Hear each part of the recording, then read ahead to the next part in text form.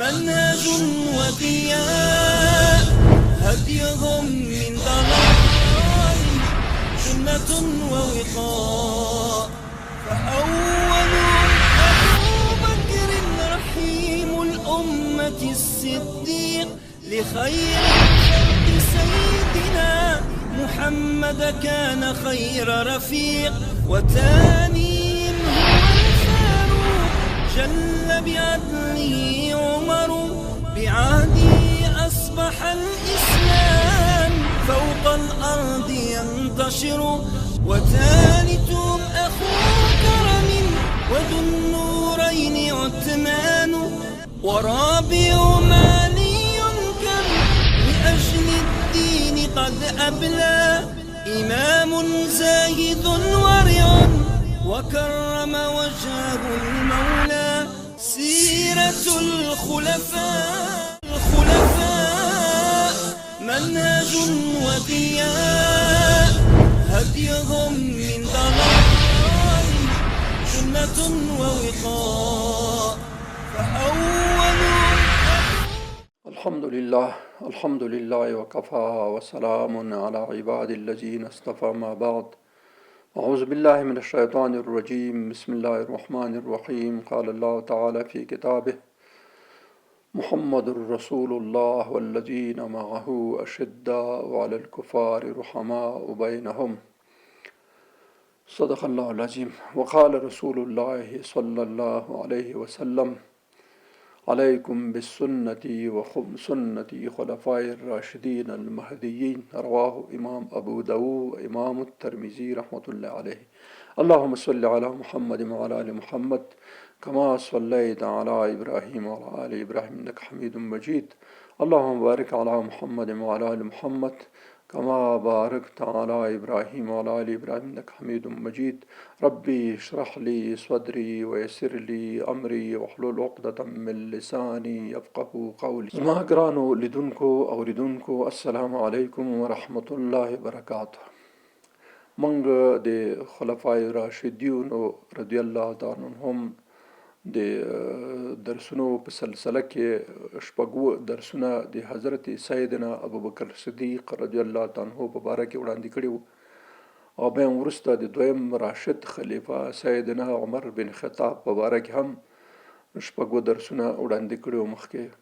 اوس ان شاء الله موږ د دریم راشد خلیفه سیدنا عثمان بن عفان رضی الله تعالی عنہ په باره کې مختصر داسې مناسب معلومات وړاندې کوو چې نه ډېر مختصر او نه ډېر تفصیلي، ځکه ډېر تفصیلي خو بیا ډېر وخت غواړي، هغې کې د درسونو ګنجایش نه وي. انشاءالله موږ کوشش کوو چې د سیدنا عثمان رضی الله تعالی عنہ سوانح او خلافت پیښې په مناسب اندازه باندې لیدونکو او اوریدونکو ته وړاندې کړو، ځکه موږ مخکې چې حدیث ولوستو رسول الله صلی الله علیه وسلم فرمایي چې علیکم بالسنة وسنة خلفاء الراشدین المهدیین. امام ابو داود امام ترمذی رحمت الله علیه دا دواړو د حدیث را نقل کړی دی. وایي چې رسول الله صلی الله علیه وسلم ارشاد فرمایي چې تاسو زما سنت کلک ونسئ او هغې باندې عمل وکئ، و سنت خلفاء راشدین المهدیین، او بل د خلفاء راشدینو سنت کلک ونسئ. یعنی رسول الله صلی الله علیه وسلم سنت سره جوخت د خلفاء راشدینو کوم طریقې چې دي هغه تاسو کلک نسئ. نو دا خلفاء راشدین کوم فیصلې چې کړي هغه فیصلې د مسلمانانو لپاره د سنت حیثیت لري، نو ځکه د دوی دوره ډېر په دقت او په غور سره اوریدل پکار دي، او هغه ځان ته د لارې مشل او د لار ښوونه ټاکل پکار چې دغه زموږ لاره ده، زموږ طریقه ده. نو ځکه موږ به د خلفاء راشدینو په باره کې لږ داسې مناسب تفصیلي معلومات وړاندې کړو. مخکې حضرت ابوبکر صدیق په باره کې شپږو درسونه شوه دي، او حضرت عمر په باره کې شپږو درسونه. انشاءالله ګورو به چې دلته څو درسونه راځي چې څومره مناسب وي، هغه چې د اوریدونکو او د لیدونکو کم از کم هغه څه ضرورت شي هغه پوره شي. نو اوس راځو د سیدنا عثمان بن عفان رضی الله تعالی عنہ مختصر شانتي زندګۍ ته چې د ابتدا نه نیولې تر شهادت پورې هغه خصوصونه چې مناسب دي انشاءالله هغه معلومات موږ وړاندې کوو. سیدنا عثمان بن عفان رضی الله تعالی عنہ لکه د موږ چې ویلې دا عثمان اصلي نوم دی، او عفان د پلار نوم دی، ابوالعاص د نیکه نوم دی، او دا د بنو امیه د قبیلې یا د کورنۍ څخه و.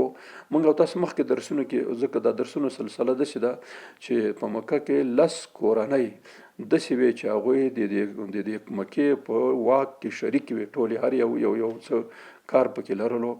بني امیه کورنۍ چې کوم یوه دا په عبد مناف کې د رسول الله صلی الله علیه وسلم سره شریکیږي، ځکه رسول الله صلی محمد صلی الله علیه بن عبد الله بن عبد المطلب بن هاشم بن عبد مناف، او هغوی هم چې کوم یو بني امیه ده هغوی هم دغسې امیه شمس او دا راځي بالاخر عبد مناف کې سره یو ځای کېږي. څلورم نیکه د رسول الله صلی الله علیه وسلم چې کوم دی عبد مناف دی، او په عبد مناف کې دا دواړه کورنۍ سره یو ځای کېږي. نو بني هاشم چې کوم یو د بني هاشم کورنۍ د رسول الله صلی الله علیه وسلم کورنۍ د بیت الله شریف او د حاجانو خدمت او د هغوی سرپرستی او آب زمزم او دا شی د دوی سره و. او د بني امیه کورنۍ چې کوم یو وه د هغوی سره به د جنگ بیرغ و، د جنگ بیرغ به دوی سره و، یعنی دوی د جنگ قمندانی به دوی سره. لنډه دا چې دا د جنگ قمندانی چې کوم یو هغه به د دوی سره، دوی نه به د جنگ قمندان تعینېدلو، او هغوی سره لکه ابو سفیان چې د جنگ قمندان و د رسول الله صلی الله علیه وسلم په زندګۍ کې، نو د اصل بني امیه و. نو ځکه د بني امیه کورنۍ چې کوم یو دا په هغه کې په مکه معظمه کې د اقتدار خاوندان خلک و، ځکه چې یو سړی د جنگ قمندان یې خامخا لکه موږ تاسو یو منطقه کې چې غټ قمندان یې طبیعي خبره ده چې د هغه اثر رسوخ ډیري. نو حضرت سیدنا عثمان بن عفان د عفان زوی د ابوالعاص لمسی او د بني امیه د خاندان څخه و، کوم چې د جنگ مسؤلیت په دوی په غاړه و. دا یو خبره شو. د نیا چې کوم یو ده ام حکیم بیضا بنت عبد المطلب، ام حکیم بیضا بنت عبد المطلب. عبد المطلب خو د رسول الله صلی الله علیه وسلم نیکه دی. معنا دا چې د حضرت سیدنا عثمان رضی الله نیا چې کوم یو وه دا د رسول الله صلی الله علیه وسلم د پلار سکنۍ خور وه، سکنۍ بیخي سکنۍ خور وه. لکه موږ او تاسو مخکې یو درس کې ویلي وو چې ابو طالب صاحب او زبیر د رسول الله صلی الله علیه وسلم دوه ترونه، دا دواړه د رسول الله صلی الله علیه وسلم سکه ترونه و، دا د عبدالله ورونه و. دغه بیضا ام حکیم بیضا بنت عبد المطلب چې وه دې په باره کې هغه راخیستي د سیرت کتابونو چې دا د عبدالله سره یو ځای پیدا شوی، موږ ته غبرګونې وایي چې دواړه یو ځای پیدا شي، خور او ورور دا یو ځای د مور نه پیدا شي. نو ځکه دا دواړه سکه ورونه دي، ام حکیم بیضا بنت عبد المطلب او عبدالله بن عبد المطلب غبرګونې یو ځای دواړه پیدا شي، خور او ورور. نو دا د رسول الله صلی الله علیه وسلم سکه عمه وه. موږ ترور پښتو کې خاله او عمه دواړو ته ترور وایي، خو لکه جدا شي ښه ځکه دی چې عمه هغې ته وایي چې د پلار خوري، خاله هغه ته وایي چې د مور خوري.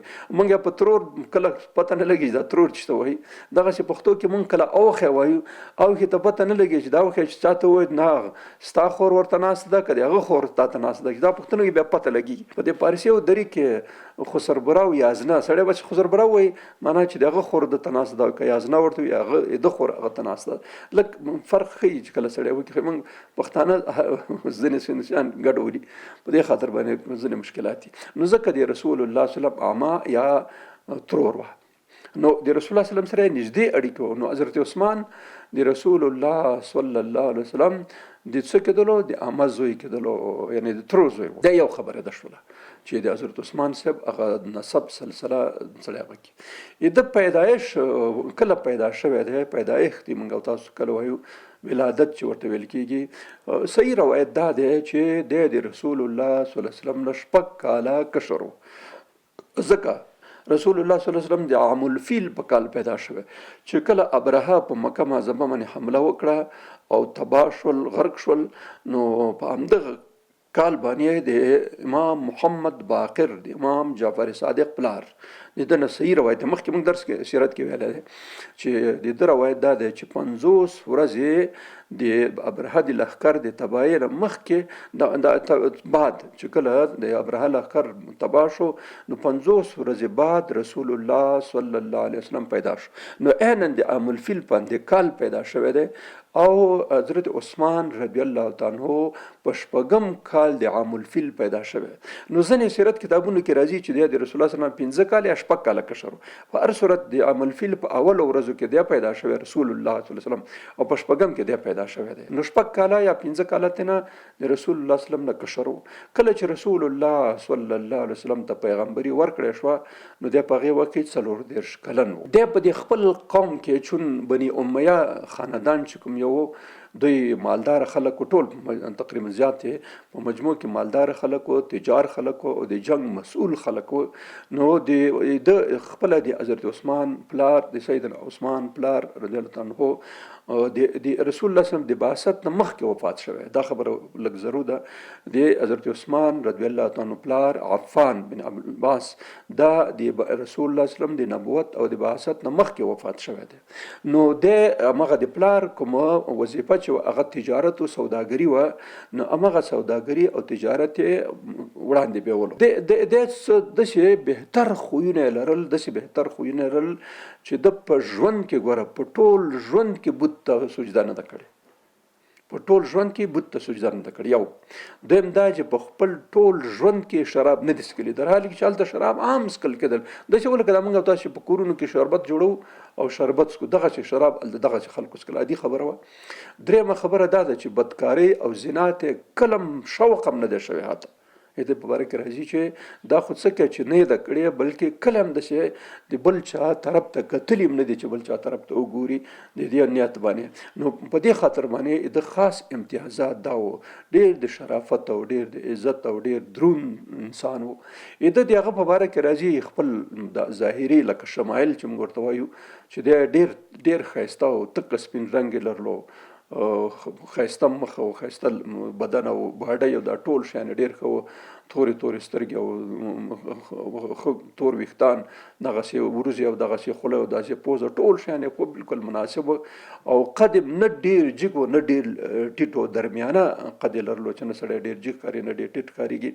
نو دا د هغه ظاهري صفات او هغه حضرت عثمان رضی الله تعالی عنہ په د خپل ټول ژوند کې د اسلام نه بعد ودونه کړی دي. د اسلام نه مخکې چې اسلام نه وروړي د واده نه لرلو. خو د ابو عمر په نامه باندې مشهور و. البته د عربو کې د عادت ته چې کله ماشوم لا وړو کې او وړکتوب کې د ابو یو هغه کېږي دته لکه د بخاری شریف کې حدیث راځي د انس بن مالک ورور نو ابو عمر به ورته ویل نو هغه ته سره دي چې ماشوم به لانځه کې مانځه کې او دا ګډې مډې به ګرځولې هم دته هغه کړو. نو ځکه هغه کې عادت دا د ابو عمر په نامه سره یادېدل. ابو عمر د شنو چې پلار زوی عمر زوی شته خو به ورسته پیدا شوی په هجرت کې. نو دلته څوک نو خدای د ابو عمر په نامه باندې مشهور عام خلک یو بل ته به دشه د ابو عمر چې کله چاته وی د لکه دردوالي د خاطر باندې سره وای. نو د چې کله د اسلام نه مخکې د واده نه وکړي خو د ابو عمر په نامه باندې د مشهور. چې کله رسول الله صلی الله علیه وسلم په ماشومتوب کې خدام ځواني او هغه کې موږ تاسو ویل چې ځواني کې د تجارت کولو او د پلار وظیفه او د پلار هغه چې هغه سوداګري و نو هغه تجارت کې خو او د ډیر زیاته ترقی پکې وکړه. تقریبا د مکه کې چې کوم خلک ډیر مالدار په ډیرو مالدارانو کې یو ځای و. لکه موږ تاسو د خلک د وطن کې هغه د وجدا پلان کې سره میلیاردر یعنی میلیاردونه پیسې لري. یو ته وای میلیونر ورته وای یو ته کروڑپتی وای. دا هندستان او د زینو کې کروڑپتی ورته کروڑ او د میلیون سره هغه لري فرق لري. ابل حساب ده دا بل حساب ده. نو دغه سي بعض خلکو ته لکپتی بخا به لکپتی ورته ویلې د لکپتی هغه وخت 1 لک روپۍ په خا وخت ډیر زیات شو خو وس 1 لک موږ د خلکو خبره 1 لک ماشوم سره می. نو په دې خاطر میلیونر او کروڑپتی او دغه شي نو دیم په هغه کسانو کې شمارل کېدو چې کوم په مکه کې مالدار خلک چې کوم بل پر 2 3 4 یا 5 کسان چې په ټوله مکه کې ډیر مالدار نو یو په مالدارانو کې عثمان غنی و. ځکه خو غنی ورته وایي چې د هغه مشهور شوی. نو د غچو لقب لقب چې کوم یو هغه ذوالنورین ورست البته دا ورسته شوی دی د رسول الله صلی الله علیه وسلم په زمانه کې د اسلام نه مخکې او د اسلام نه مخکې چې کوم دی ابو عامر په نامه سره یادېدلو کله چې دی 40 کلونو ته ورسېدو 40 کلونو ته نو په زیر 40 کلونو کې رسول الله صلی الله علیه وسلم پیغمبر د خپل وایي د طبقات ابن سعد مخکې کې د یاد کړي طبقات ابن سعد یو سیرت ته چې په اتو جلدونو کې لیکل شوی دی او دا د لومړنۍ سیرتونو د جمله اول سیرت چې پاتې دی اولین سیرت هغه د ابن هشام سیرت ته علامه ابن هشام دا لیکل دی او دغه سره جوخ تقریبا لږ فرق دی بیا وروسته دغه طبقات ابن سعد علامه ابن سعد تقریبا علامه ابن شان او دواړه د یو زماني خلق دي نو د ویل کله طبقات ابن سعد او تقریبا موثق لکه څنګه چې سیرت ابن هشام موثق او مستند دی دام هغه مستند دی نو د واقع راخسته ده چې کله د رسول الله صلی الله علیه وسلم لا بعثت نو شوه مبعوث شوه نو وحی او پیغمبري ورته نو راغلی نو په دې وخت کې حضرت عثمان صاحب ځکه د خو ما درته وی چې د تجارت او سوداګرۍ والو نو د شام ته لاړو نو شام د خپل وای د خپل قصه کوي رسول الله صلی الله علیه وسلم ته طبقات ابن سعد د غراخسته د روایت راخسته دی وای چې کله راغه مکه معظمه ته او مسلمان رسول الله صلی الله علیه وسلم سره کېناستو اسلام لپاره نو دا قصه ورته وکړه چې رسول الله زه مخکې ورځې هغه ته لاړم شام ته تجارتي سفر ته واپسې کې چې راتلم په یو ځای کې مونږ ویده شو په لاره کې طبعا دا کارونه چې راځي هلته لاره کې شپې کوي نو چې په دې شپې کې خوب لیدلو چې سړی چغې کې آواز وکړي او خلکو ای ویدو خلکو داسې ورته ویل ای ویدو خلکو زر راجګ شئ او لاړ شئ مکې ته زار ورسئ په مکې کې احمد مجتبی صلی الله علیه وسلم راغلی دی او د دې او د توحید دعوت ورکوي پیغمبر نبی آخر زمان احمد مجتبی صلی الله علیه وسلم راغلی وی چې دا خبره ما اورېده موږ راجګ شو نو خو موږ خوب ولیدلو نو چې څنګه د دې سفر نه هغه راغی سیدنا عثمان رضی الله عنه راغی دلته مکې معظمې ته نو هغې وخت خو دا خبره بالکل پټه وه نو حضرت ابوبکر صدیق سره دی مخامخ شو چې سفر نه راغی نو چې مخامخ شو هغه ته غالبا داسې معلومیږي د هغه طبقات ابن سعد کې دا خبره نه ده راغلې خو داسې معلومیږي چې کیدای شي دنه پوښتنه کړي چې داسې ما یو خوب ولید ځکه هغه معابر و نو حضرت ابوبکر صدیق د ځان سره راوستو رسول الله صلی الله علیه وسلم ته ما مخکې دا خبره کړې وه د ابوبکر صدیق رضی الله عنه عادت مبارکه دا و چې کوم سړی بیا ولیدو د اسلام په ابتدا کې نو هغه ته به ورته ویل چې راځه چکر ولګو راسن به رسول الله صلی الله علیه وسلم بوتلو هغه ته به دا معرفي کوي هغه ورته قرآن عظیم شان دا خپل چې نازل شوی به ورته ویل هغه ایمان راوړل نو ابو طلحه رضی الله طلحه بن عبید الله اشرم بشرو د جملې نه ده ګوره ابوبکر صدیق حضرت عمر حضرت طلحه حضرت عثمان حضرت علی کرمن حضرت زبیر بن عوام سعید بن زید عبد الرحمن بن عوف عبیده بن جراح سعد بن ابي وقاص رضی الله تعالی عنہ لس کسان چې دي ته وایي عشره مبشره نو خپل حضرت عثمان هم عشره مبشره کړي او دغه طلحه بن عبید الله رضی الله تعالی عنہ دام پغه کړي عشره مبشره کړي نو دواړه یو ځای مسلمان شوي دواړه راغله چې کله راغله رسول الله صلی الله علیه وسلم ته نو حضرت عثمان رضی الله تعالی عنہ رسول الله صلی الله علیه وسلم ته قصه وکړه چې رسول الله دغه شي قصه هغه کې نو بس هغه ورته چې بس څنګه د لیدلې هغه شدا نو ځکه چې کله رسول الله صلی الله علیه وسلم دعوت ورکړي قرآن عظیم شان تلاوت کې دواړو په یو ځای باندې حضرت عثمان او حضرت طلحه بن عبید الله رضی الله عنه دواړو ایمان راوړل نو په مسلمانانو کې ګوره مخکې موږ دا خبره کړې اولین ایمان چې چا راوړی حضرت سیده خدیجه الکبرا رضی الله تعالی عنها او د هغې نه وروسته ابوبکر صدیق حضرت علي او حضرت زید بن حارثه ایمان راوړی او د هغې نه وروسته څلورم کس چې دی حضرت سیدنا عثمان او پنځم کس چې دی طلحه بن عبید الله رضی الله تعالی عنه دی دا په سابقون الاولین کې اولین مسلمانانو کې دی راځي نو د څلورو کسان نه وروسته جوخت ایمان چې راوړی سیدنا عثمان رضی الله تعالی عنه د ابوبکر صدیق په دعوت او په دغه په خبره باندې ایمان راوړل الته خوبم لیدل بس به د دین ورسته د رسول الله صلی الله علیه وسلم ملګری او دعوت کې به معمولا کومک کول څون مالدار سره په دې خاطر باندې د ډیر زیات مصروف دي تجارتي کارونه کې چې کله د درې کلونه د دعوت پرشول د دعوت چې کله درې کلونه پرشول او دعوت علني شولو او رسول الله صلی الله علیه وسلم د صفا په غونډۍ باندې ټولو قریشو ته د خپل نبوت اعلان وکړي او خلکو ته دعوت ورکړي. نو په دې سلسله کې د ابو لهب او د رسول الله صلی الله علیه وسلم ترمنځ هغه پیدا شو، تبت یدا صورت نازل شو. ابو لهب ډېر شدید عکس العمل د رسول الله صلی الله علیه وسلم په هغه وښودلو او د ده ښځې ام جمیل همغسې خبیثه ښځه وه، هغې مخکې هغه کې موږ درسونو کې ویلي دي. نو دا چې کله دا وشو نو تبت یدا ابي لهب هم نازل شو چې تباه دي، هلاک دي ابو لهب او ښځه او بس دا کورنۍ. نو مخکې موږ دا خبره غالبا کړې به مې یا به نه وي کړې، په سیرت کې هم دا خبره کړې ده تفصیلي، خو دلته بیا یو ځل کوو چې د بعثت نه مخکې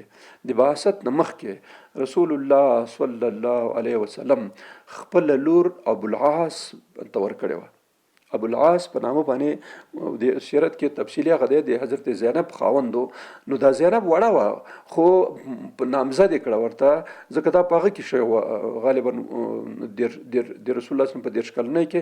نو د بعثت نه مخکې به دا بیخي وړه وه، 9 کلو به وه یا به 10 کلو وه، خو نامزد یې کړه ورته ځکه ابو العاص چې کوم یو دا د حضرت خدیجة الکبرا وراره و. نو چې وراره په دې خاطر یې دته ورکړله عبدالعاص بن ربیع. نو هغې ورکړه. دې نه چې کله بني هاشم خبر شو، بني هاشم ویلې چې دا خو تا بله کورنۍ کې ورکړه، دا خو موږ باید خپل منځونې کړې وه. خو خیر ابو طالب صاحب او ابو لهب دا راغله رسول الله صلی الله علیه وسلم ته، داسې وایي چې نور کاکاګان هم ورسره وو، راغله رسول الله صلی الله علیه وسلم ته کېناسته چې تا خو دا یوه لور هلته ورکړه، دا 2 لورګانې چې نور دي. نو دې وخت کې 2 لورګانې نور هم دا نو د نبوت او د بعثت وخت دی، دا اول کلونه دي د بعثت سره جوخ دغه وخت کې دا خبره پیښه شوه.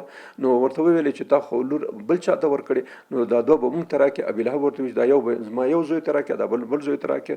بیا رسول الله صلی الله علیه وسلم ورته ویل چې ما ته لږ وخت راکړې، موږ به مشوره وکړو. نو چې دوی لاړه د خدیجة الکبرا سلام الله علیها سره هغه وکړې مشوره وکړه. بیا هغې ورته ویل چې دا ام جمیل د ابو لهب ښځه دا ډېره بدبخته ښځه ده.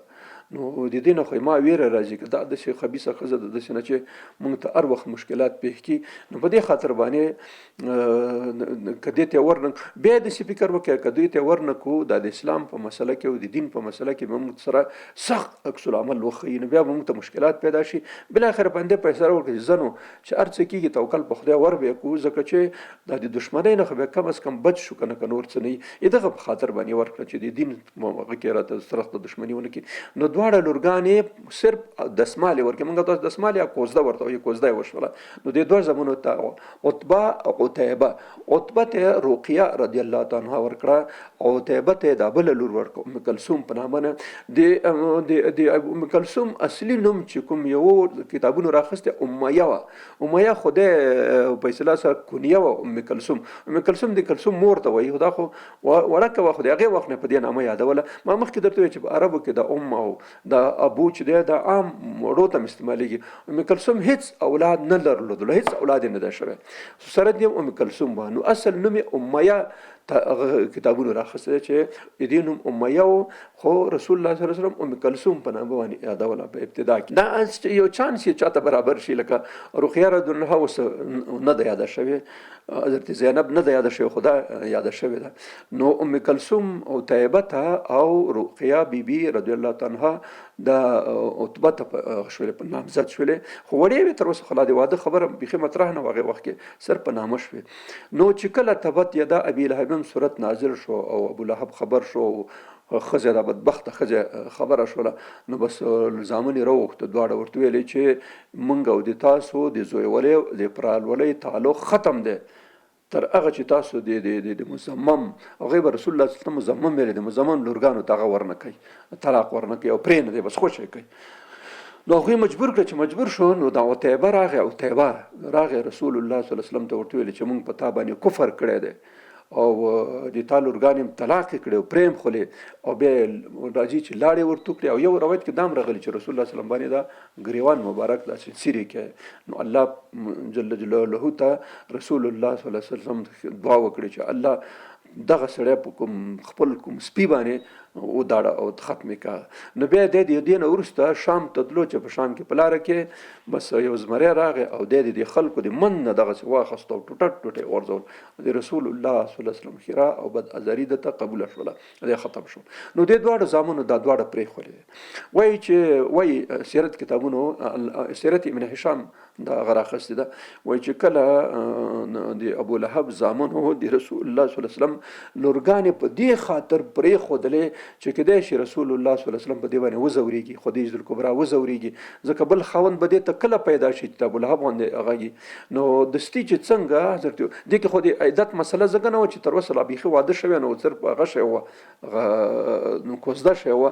نو څنګه چې حضرت عثمان خبر شو چې ابولهب خبیث د رسول الله صلی الله علیه وسلم دواړو لورګانو ته هغه ورکړی دی، طلاق ورکړی او پرېښوی، نو دستي خپله پیغام ولېږلو چا په لاس باندې چې رسول الله صلی الله علیه وسلم ته ورته وایي چې دا مشره لور دی چې کومه ده رقیه بیبي رقیه رضی الله تعالی عنها دا ماته په نکاح باندې راکړه. نو چې څنګه دا پیغام وشولو بس رسول الله صلی الله علیه وسلم دستي قبوله کړه دا خبره او دته په هغه ورکړه کوزده وکړه، کوزده نه بعد به واده وشو.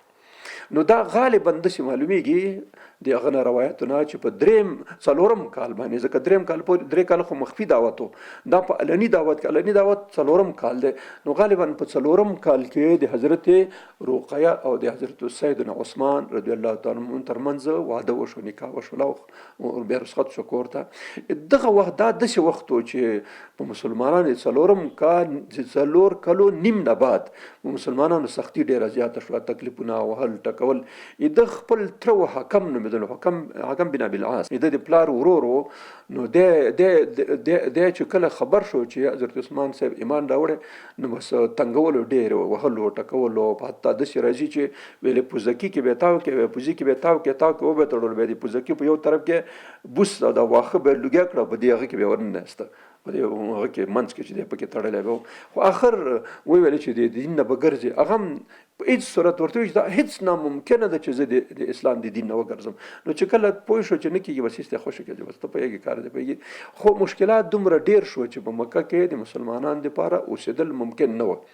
او ابو جهل خبیث په 5 هجري کال کې د حضرت عمار بن یاسر پلار او مور حضرت سمیه رضی الله تعالی عنها او حضرت یاسر رضی الله تعالی عنها دا دواړه په خپل تعذیباتو کې هغه حضرت سمیه خو بالکل همداسې نیغ په نیغه وویل او شهیده شوه ضیا په ضیا باندې، او حضرت یاسر رضی الله د حضرت عمار پلار ته دونه تکلیفونه هغه ورکړه عذابونه چې بالاخره بس هغه هم پسې شهید شو. دا دواړه شهیدان شو.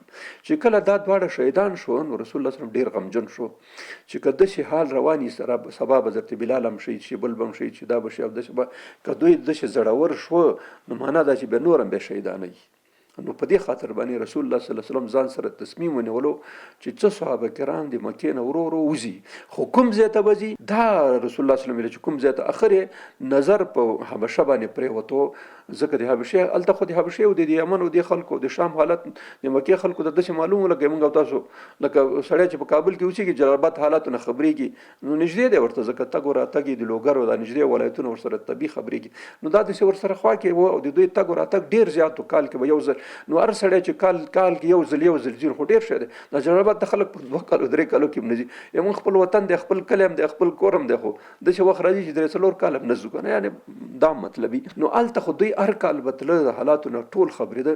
نو دا خلکو به دا خبرې کولې چې د حبشې باچا چې ډېر عادل سړی دی او ډېر نیک سړی دی، ډېر خوی سړی دی.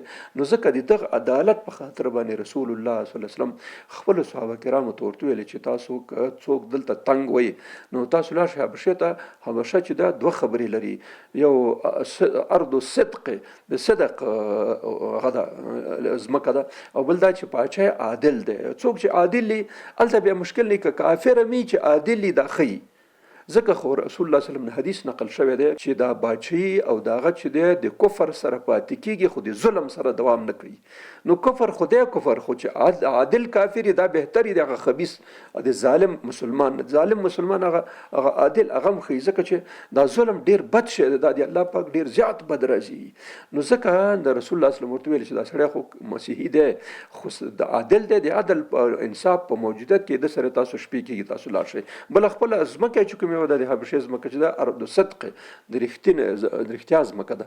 نو بس 11 نارینه په 5م کال نیمایي کال نه بعد، البته د رجب میاشت که نیمایي نه بعد راځي غالبا 1 2 او 4 6 د رجب 1مه میاشت راځي نیم نه بعد. نو د رجب په میاشت کې 5م کال د رجب په میاشت کې 11 نارینه او 4 زنانه چې په دې زنانو کې د حضرت رسول الله صلی الله علیه وسلم بیبي لور حضرت رقیه بیبي او حضرت عثمان خپله وه، همدته هغه ورکړه چې بس تاسو دې زه نه شپې وځئ پټ او لاړ شئ هغه ته حبشې ته. نو کله چې د 11 نارینه او 4 زنانه برابر شوه نو چې دې ځای نه حرکت وکړي او لاړه شعیبه.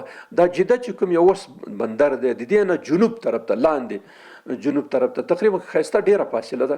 هلته شعیبه په نامه د اوس د تیلو د صادراتو مرکز همدا دی. دا د نږدې منطقو چې کوم یو تیل راځي نو دلته راځي او دې ځای نه کښتۍ کې بیا ځي بارېږي اخواته. نو اوس د تیلو مرکز دی، اوس دا لرې و، دا د مدینې منورې او د مکې معظمې نه ډېر لرې و. ځکه نو بیا حضرت عثمان صاحب انشاءالله ورسره به راشي. د حضرت عثمان صاحب په خپل خلافت کې بیا جده چې کوم یو دا هغه ته بیخي نږدې ده، د بیت الله شریف سره بالکل مخامخ ده، او شعیبه د کاږه ده لرې ده. نو هغه د مندر باقاعده دلته جدې ته رانقل کړه ځکه دا بیخي نږدې وه د هغه سره. غالبا اوس وخت کې دا یو په باندې 1 ساعت لاره به وي چې نیغ لاړ شي، په لاره کې لږ هغه اوس خو موټروې جوړ شوی، اوس 1 ساعت نه تقریبا راځي یا لږ راځي دی نه. نو دا نږدې وه، په دې خاطر حضرت عثمان په خپل خلافت کې شعیبه نه بندر اوس. خو په هغې وخت کې د رسول الله صلی الله علیه وسلم په زمانه کې، د حضرت ابوبکر صدیق په زمانه کې، د حضرت عمر په زمانه کې دا شعیبه بندر و، جده کې څوک نه و، ځکه دشته وه. نو بیا دې شعیبې ته لاړو، شعیبه ته. نو چې دوی کله ورسېدل بس د الله پاک د تقدیر خبره وه، 2 دانې کښتۍ هلته ولاړې وې چې دوی تلې هغه ته حبشې ته. ځکه دې خوا مکه معظمه د اخوا ته دې مقابل ته لږ کوزه، البته مخامخ د سودان ځمکه راځي او د مصر، خو دا لږ کوزنۍ طرف کې داسې کښتۍ چې به د بحر کې سمندر کې ولاړه، وړاندې به د بحر احمر کې نو هلته به بیا هغه راغی اکسوم په نامه باندې بندر و چې دا د ایتیوپیا یا د حبشې مربوط و. نو دلته به بیا تلل. دا صحابه کرام په دې کښتۍ کې چې کله هلته ورسېده نو خلکو سره خبره وکړه په 1.5 دینار باندې، فی کس په 1.5 دینار باندې، یعنی دوی 15 کسان، 11 نارینه 4 زنانه، 15 کسان برابر نه په 1.5 دینار باندې د هر سړي د هر مسلمان مهاجر کرایه شوه 1.5 دینار شوه. نو 1.5 دینار ټوله کرایه شوه، یا د هر یو سړي 15 درهم راتله. 15 درهمه د 1.5 دینار کېږي، 1.5 دینار رښتیا 15 درهمه کېږي، 15 درهمه باندې کېدله. نو بس دوی په کښتیو کې سواره شو او کښتۍ حرکت وکړه، داسې چې اوبو ته ښې ننوتې. په دې وخت کې مشرکین مکه کې چې خبر شو منډه چې کله ځان ور ورسول مسلمانانو په کښتیو کې ناست وړاندې تېر شوي وو. بس دوی دې خوا وکتل، بس بېرته سپېره راغله، هغه مسلمانان ترې تللي وو، تېر شوي وو. نو دوی لاړه حبشې ته. حبشې ته چې لاړو نو حبشې کې بیچاره خو د مهاجرو بس په شکل باندې هلته اوسېدل، خو ښه خوښ او مطمئن ځکه و چې دلته خو به وهل ټکول زورول او هغه و. هلته خو پیدا شی نه و چې په کوم ځای کې پراته وو، مهاجرو خپل شپې ورځې به یې تېرولې، باچې لویه باچې وه د خدای پکې پراته وه یو ځای کې. خو بیا د رمضان په میاشت کې مخکې سیرت کې موږ دا خبره کړې وه چې د رمضان په میاشت کې رسول الله صلی الله علیه وسلم ته سوره نجم نازل شو. چې سوره نجم نازل شو، د سوره نجم په آخر کې سجده تلاوت ته، نو رسول الله صلی الله علیه وسلم چې کله تلاوت کوله د خلک ټول ناس مشرکین مسلمانان ټول، نو سجده تلاوت چې ولوستله نو بس سجده وکړه. سجده تلاوت چې وکړه، وایي بخاري حدیث دی دا چې دا څومره خلک چې دلته موجود وو، که مشرک وو که مسلمان وو، ټولو سجده د رسول الله صلی الله علیه وسلم سره وکړه. ځکه د رسول الله صلی الله علیه وسلم دا تلاوت په دې خلکو دومره اثر وکړ چې ټول ورسره بلا اختیاره بس ټیټ شو، ځمکې ته وسجده وکړه. نو دا یو دم اوازه شو بیرون چې د مکې خلکو ایمان راوړي، او دا خبره حبشې ته رسېدله. حبشې ته چې کله ورسېده مسلمانان څه وکړه، هغې ځای نه خدای وطن مینه او بیا د بیت الله شریف مینه، خو سړي سړي کورنۍ خپلوان ټول دلته یې، نو چې د رسول الله صلی الله علیه وسلم لور تللې وه، نو پلار مور ټول یې دلته وه. نو خامخا کې د حضرت عثمان صاحب دغسې دا ټول خلک نو بس ایسته را روان شو. چې کله را روان شو مکې ته چې نږدې را ورسېده نو بس خبر شو چې دا خبره دروغ ده، هسې خبره نه ده شوې بلکې بل قسم شوی، ایمان یې نه دی راوړی. نو څه کسان راننوتل او څه کسان واپس لاړه، خو ډېر راننوته که 1.5 پکې بېرته واپس لاړ. نو حضرت عثمان صاحب راغی سره د خپلې بیبي حضرت رقیه مکې معظمې ته راغله. وایي چې د دې نه بعد بیا دوی دویم هجرت نه دی کړی، دا یو روایت دی. ځینې سیرت کتابونو لیکلي دي چې په 6 هجري کال چې دویم ځلې هجرت وشو چې 3 یا 2 نارینه 18 یا 19 زنانه د 100 نه زیات دا لاړ حبشې ته. نو په دې کې حضرت عثمان و. دا روایت شته، خو دا روایت موثق نه دی ډېر چې دا ځکه دغه صحیح ده چې حضرت عثمان صاحب چې څنګه د حبشې نه بیرته راغی نو بیا دلته پاتې شو. نو ځکه ځینې سیرت کتابونه دا لیکي چې حضرت رقیه واپس دا خبره هغوی هم لیکلې، او کوم سیرت کتابونو چې لیکلی چې حضرت عثمان صاحب سره د بیبي مکې ته راغلی بیا د مکې نه مدینې ته هجرت کړی، نو هغوی هم بیا یو روایت راخستی دی چې 10 کال نه بعد چې خدیجة الکبرا وفات شوه، د دوی د وفات نه بعد حضرت عثمان او حضرت رقیه مکې ته راغله، او چې کله مکې ته راغله نو بیبي رقیه مور وفات شوې وه. نو معنا دا چې که یو ځل لاړ دي بیرته راغلی دي، دا دویم ځل شکی ده چې دا اوس لاړ دي که نه دي لاړ، په دې کې لږ 2 جدا روایت دي، خو په هر صورت باندې یو ځل خې حبشې ته هجرت کړی دی. نو یو هجرت دا بیا دویم هجرت کې بیا څه وشو، بیا مکې مدینې منورې ته لاړل. نو دا خبره همداسې دلته وه. دې نه وروسته چې کله خدیجة الکبرا وفات شوه، د یو روایت په اساس باندې حضرت عثمان او حضرت رقیه راغله. که دویم هجرت کې دوی شریک شوي دا روایت سړی مد نظر ونیسي، نو په هر صورت بیرته مدینې ته راغله. نو د هجرت ته 2 کاله مخکې 14 کال باندې هجرت شوی، د نبوت په 14 کال د سفر په میاشت کې رسول الله صلی الله علیه وسلم د مکې نه ووتو او مدینې ته لاړلو. نو 2 کاله مخکې د هجرت نو چې 14 ونسي په 11 کال کې د حضرت عثمان رضی الله تعالی عنہ په کور کې زوی پیدا شو، عبدالله په نامه. بیبي رقیه زوی وشولو، نوم یې چې عبدالله. نو د دې نه وروسته تر اوسه پورې حضرت عثمان د ابو عمر په نامه یې مخکې من خبره وکړه د مزوانۍ نه ابو عمر په نامه باندې یادلو. نو چې کله عبدالله وشولو، عبدالله چې کله پیدا شو دوی په مکه کې و د رسول الله صلی الله علیه وسلم سره، نو رسول الله صلی الله علیه وسلم هغه عمر ته نه لري کې او د دې نه بعد ابو عبدالله په نامه باندې مشهور، بیا تر شهادت پورې ابو عبدالله په نامه یادول. ابو عمر ته لري کې ځکه اخی څوک نه وي د اصلي زوی خداو.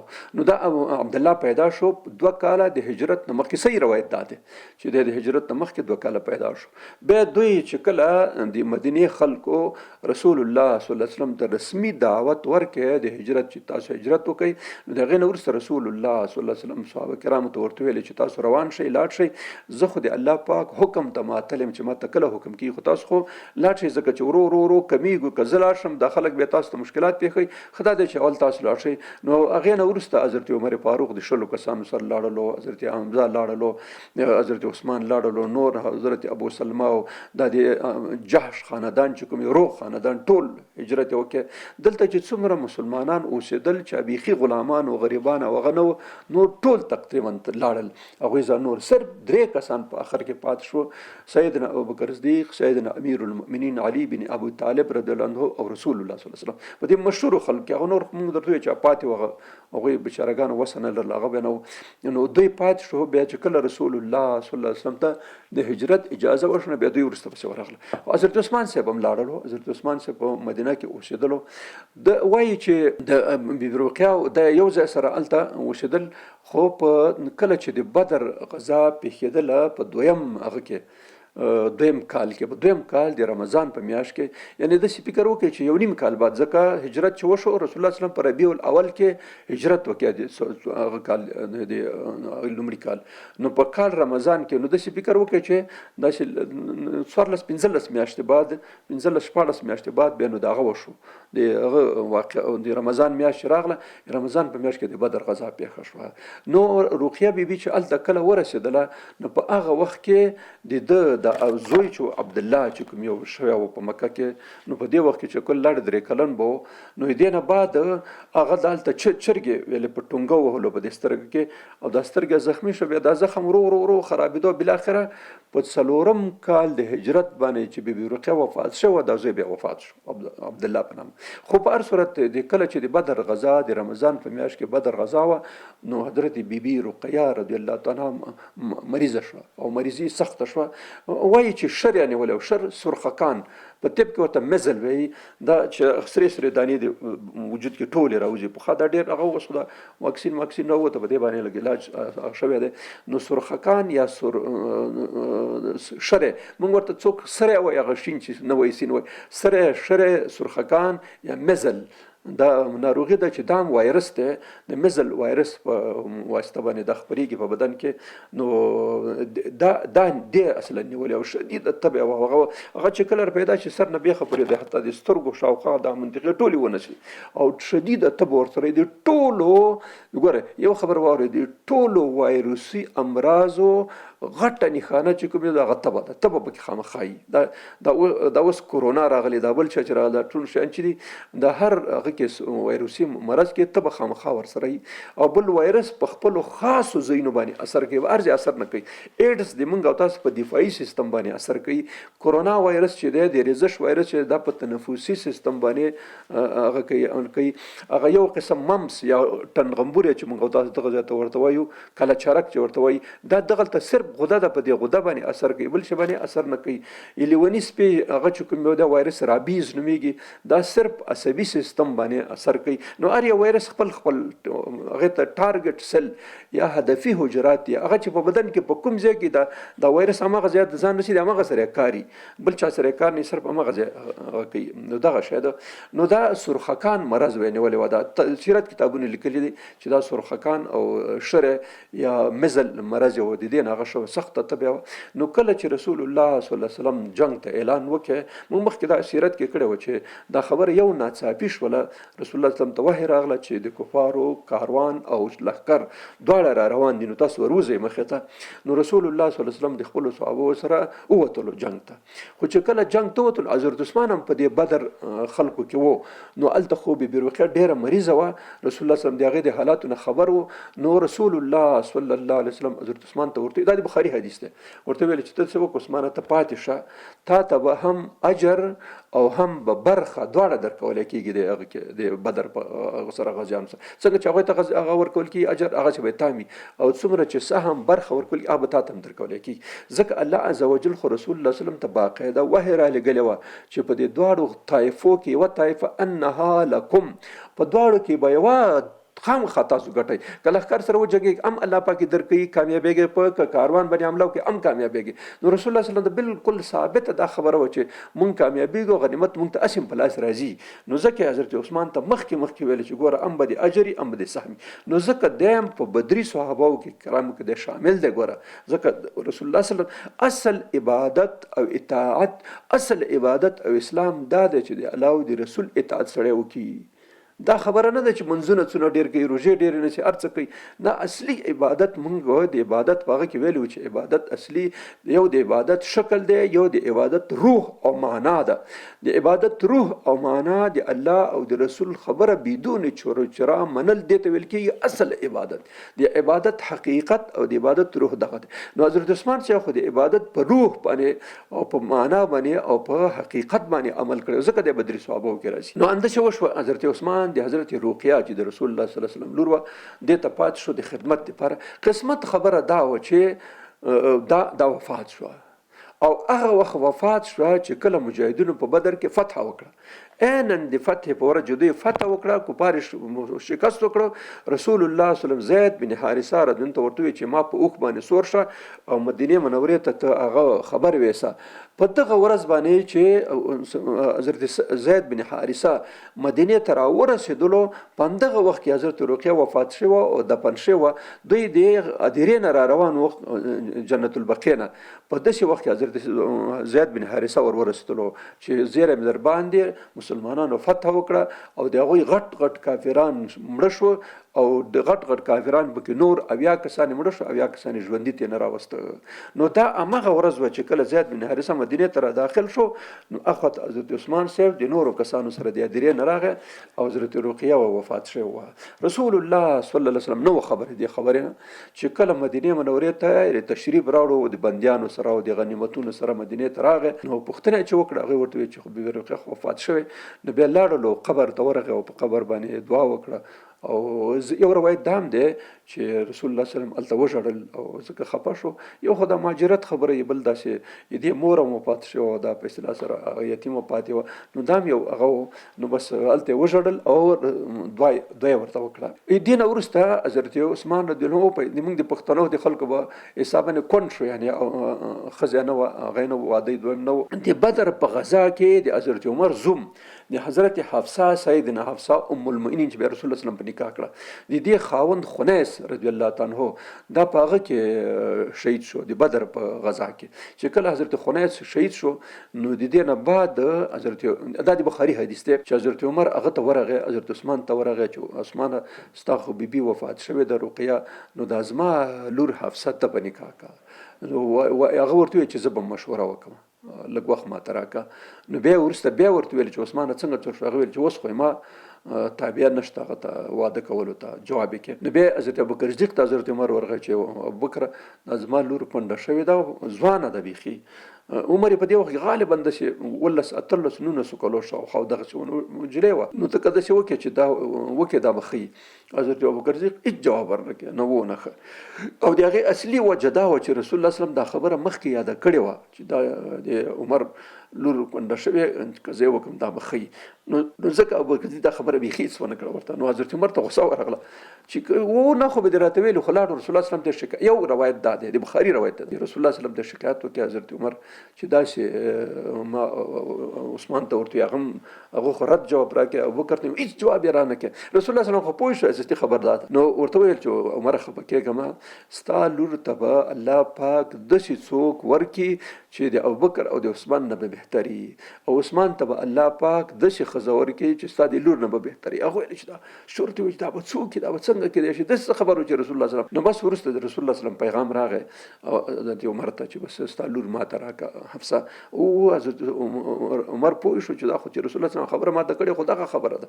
بیا حضرت رسول الله صلی الله علیه وسلم دریم کال د ربیع الاول په میاشت کې، دریم کال ربیع الاول په میاشت کې خپل دویمه لور ام کلثوم رضی الله تعالی چې امیه نومېدله، امیه نوم خو بس په ام کلثوم باندې مشهوره ده. اصلي موږ تاسو په کتابو کې شاید ډېر زیات خلک علما حتی دا ونه پېژني چې دې نوم څه و، اصلي ځکه په ام کلثوم باندې دا مشهوره ده. خو سیرت کتابونه دا نوم راخستی چې امیه نومېده. دی ورکړه په دریم کال ربیع الاول کې. واده یې بیا په شعبان میاشت کې وشو، یعنې 4-5 میاشتې بعد بیا رخصتي وشوله او هغه یې کړه. نو دا دویمه لور ده. یو حدیث ابن ماجه رحمت الله علیه را نقل کړی دی، په دې کې حدیث کتابونو کې شته چې عثمان یو ځل د رسول الله صلی الله علیه وسلم سره ولاړ و. نو جبریل علیه السلام وایي چې راغی، نو رسول الله صلی الله علیه وسلم حضرت عثمان ته ورته وایي چې هذا جبریل، دا جبرائیل دی او ما ته دا حکم راوړی چې زه به دا دویمه لور ام کلثوم تا ته درکوم، همغه مهر باندې چې کوم یو رقیه ته تا تعین کړی و او په همغه شرایطو چې تا ته رقیه درکړی شوه په همغه شرایطو باندې به دا درته راکړه. نو دې نه وروسته د رسول الله صلی الله علیه وسلم دویمه لور، ځکه دته ذوالنورین د دوه نورون خاوندن، یعنی انساني تاریخ کې د آدم علیه السلام په حدیث کې دا خبر راغلی چې د آدم علیه السلام نه نیولې تر رسول الله صلی الله علیه وسلم پورې په دې ټول تاریخ کې داسې څوک نه دی پیدا شوی چې د پیغمبر دوه لورګانې په نکاح کړي. ځینې سیرت کتابونو دا روایت هم راخستی دی چې ذوالنورین ځکه ورته وایي هغه ته حضرت عثمان ته چې ده به 2 کارونه کول. شپه به تهجد کول، تهجد کې، او په دې تهجد کې به قرآن عظیم شان ډېر زیات لوستلو. حتی داسې روایت هم شته چې حضرت عثمان داسې شخص و چې د ماسوتن به په مانځه ودرېدو نو تر سهاره پورې به قرآن شریف ختمول. دا روایت هم شته په دې سیرت کتابونو حدیث کتابونو کې راغلی چې په یو شپه کې به قرآن عظیم شان ختمول. قرآن عظیم شان سره دومره زیات تعلق او یو د هغو کسانو نه دی سیدنا عثمان رضی الله عنه چې مکمل حافظ د قرآن و. هغې وخت حافظ د قرآن کم و، خو څه کسان وو چې هغوی حافظان د قرآن وو، نو چې قرآن به نازلېدو دوی به یادولو. نو یو پکې حضرت سیدنا عثمان رضی الله عنه دی چې قرآن عظیم شان مکمل یاد و.